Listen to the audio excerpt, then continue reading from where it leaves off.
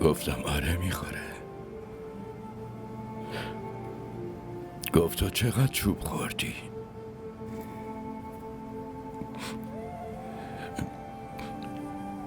گفتم اونقدر که با وفاها تو خوابم نمیبینن. گفت برو حاتم، بخشیدمت.